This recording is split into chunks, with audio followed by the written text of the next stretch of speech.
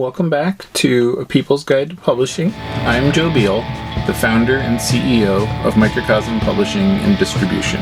I'm also the author of A People's Guide to Publishing, which distills what I've learned from selling millions of books over the past 25 years. I'm Ellie Blue. I'm the editorial and marketing director here at Microcosm. We are an independent mid-list publisher based in Portland, Oregon, and Cleveland, Ohio. We have over 700 books, over 25 employees, and we make about 40 new books every year. And we distribute thousands of titles from other publishers. We started this podcast so that we can share what we've learned with newer publishers so that you can learn from our mistakes. Or maybe you just want to understand the publishing industry. This week, we are going to discuss a question that is frequently posed to us, mostly by people that are confused. What is your point of view? Ooh. Are we talking about ours or That's the a company. listeners? Oh, what is Microcosm's point of view? Mm-hmm. And perhaps what is the listeners' publishing house's point of view? Mm-hmm. Yeah, and that's right.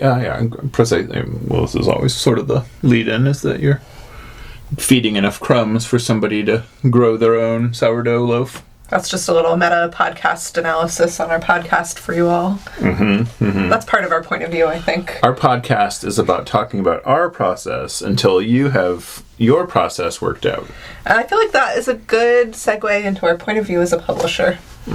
Which, in our infancy, was quite a bit more didactic, meaning like, these things are good and these things are bad and these are the points of view that you should have, and here is how to have and express and think about and understand those points of view. And it's just that becomes kind of a crappy morass snake pit of you don't actually get, like, you're essentially shutting down discourse that way. And also, like, every point of view is going to have some problematic aspects, and as soon as someone finds one of them, you're done. You can't have that anymore. And so you want something, well, my point of view is that you want a point of view that encourages critical thinking and analysis rather than, like, setting up the next person for the gotcha moment. You want a point of view that helps the reader to work through their issues and understand all the various things to consider much, much more than you want the point of view that is telling them what point of view to have. Right, like, I could totally... Yeah, like, I feel like all of the publishers that are doing cool work, like, they're not going to get very far when they're like, our point of view is to, like, tell you what to think about gender. Right. Whereas, like, they are going to get far if they're like, we welcome a wide variety of views about gender. I mean, obviously, without the douchey ones, and... I mean, even so. So that's... and that's a good thing, too. So you have, if you've been following the news or even this podcast over the past few years, you'll see a lot of these instances of, like, Milo Yiannopoulos being a famous case, or, Mike Pence even being a famous case, or Woody Allen being a famous case of, these people that had book contracts, and in some cases they signed with, didactic conservative presses. And in some cases, they signed with sort of general purpose, general interest mass market publishers, or you'll have a case like in the case of Derek Jensen, where it was like left-wing ideologues who are like, this is not okay discourse because of the points of view of this author. So you see that from both the right and the left. And, and that's, so you'll see a lot of these things where author, book, etc. will get canceled, and then it's essentially that's the problem of having both books and or authors that are just too didactic in point of view. Like they're closing the conversation rather than opening the conversation. Are you saying they shouldn't have canceled those books, or what? No, I'm saying that like it's the problem of that kind of thinking to begin with. It's like both the way, like they're like, we're going to publish conservative books. Like nobody is reading Mike Pence's book to be like, let's see what critical thinking and new ideas Mike Pence has about how to interface with the world. He probably has very new views on gender that we've never heard before. It's like exactly what he's going to say. And the point of reading that book is to reinforce beliefs you already have. Right. And or to give it to your dad for, Christmas or whatever. Right. And if you're publishing stuff like that, no matter what your point of view, you're kind of just a propagandist. Yeah, right. And so there's like nobody, and there are like exceptions to this, of course. There are people that are actually on the leading edge of their subject matter and are an expert in their subject matter who have a lot to say, who will lead a slow evolution of discourse over a subject. But, they're not the people like that. They're, there are other people that are doing this, so... Yeah, like, I feel like, it would be really paralyzing, I think, to be... And we are kind of an ideological publisher. Like, we're not, like, doing stuff about current events and politics, but, like, we do publish things that I think a lot of people would consider very far to the left. We don't really consider it that way. But, like, we really do have to, like, look at, like, not just, like, what perspective does this book promote, but more, like, if somebody told the... Like, does the author leave themselves room to be wrong and to have their views evolve? Yeah. And, like, are they, like, looking at the world for, like, the complexities of it rather than are they telling you what to think? Right, and that's more what I'm getting at, is is this giving the reader enough tools for critical thinking, or is it telling the reader what they should be believing? And I feel like that is sort of our point of view as a publisher, is the former, is that we're saying, like, here are some things you should consider when forming your own point of view.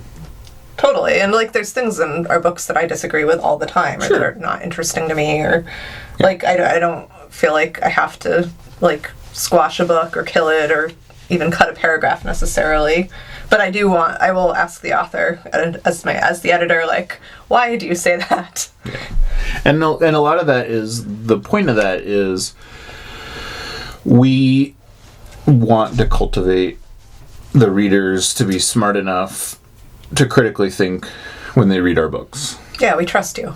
Rather than, and don't like, make us regret it. and like, I feel like in some cases, people do write, and they're, like, we definitely get the messages that are like, I can't believe, you have this book because it expresses this point of view and you can read all these criticisms of it, and you're like, we assume that you are smart enough to figure out what is worth keeping and what is worth throwing away, no matter what you're reading. Like, it's not our job to be the arbiter of thought or taste. I guess it's kind of our job to be the arbiter of taste, but... I mean, like, I feel like as the publisher, we are a lot more picky than we are as a distributor.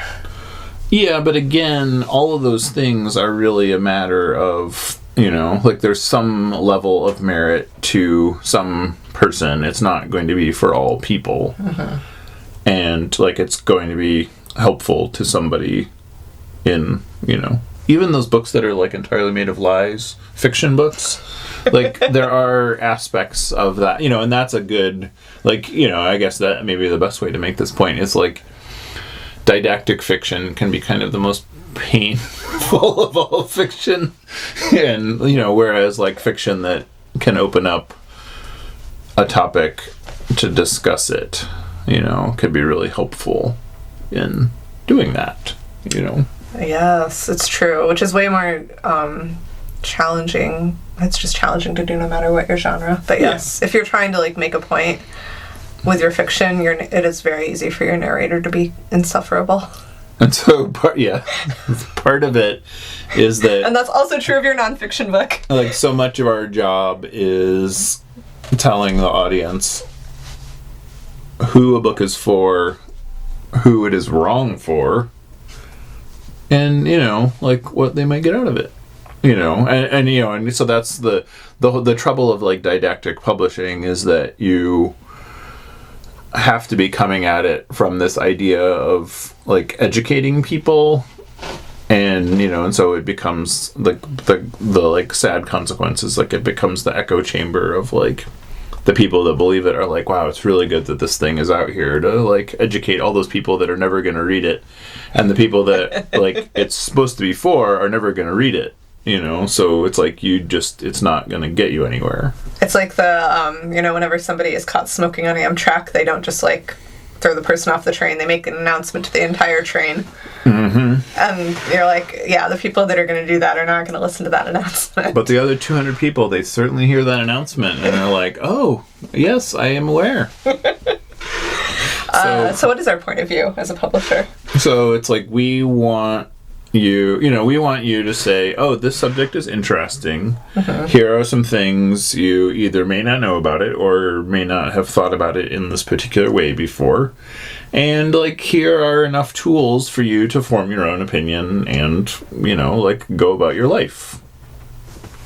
That would be my greatest summary. I like that. And then we do narrow that down to, like, certain specific subjects. Yeah, like we... As you should as well. If you've... That's my didactic message. The past, 200 episodes, then you would know that we don't do more books if there's too many books on a subject already. And we don't do more books if, no one's reading them to begin with. But outside of that, most subjects in nonfiction are fair game. So, on that note, maybe that's my pitch advice for you too. Thanks for joining us once again. Please send your questions to podcast@microcosmpublishing.com so we can answer them on future episodes. And please give us 5 stars on iTunes and everywhere else that podcasts are reviewed. You can find us on the internet at microcosm.pub. On Twitter at Microcosm. On Facebook at Microcosm Publishing. On Instagram at Microcosm_pub. And here in Portland, Oregon on North Williams Avenue. Thank you so much. Have a wonderful week.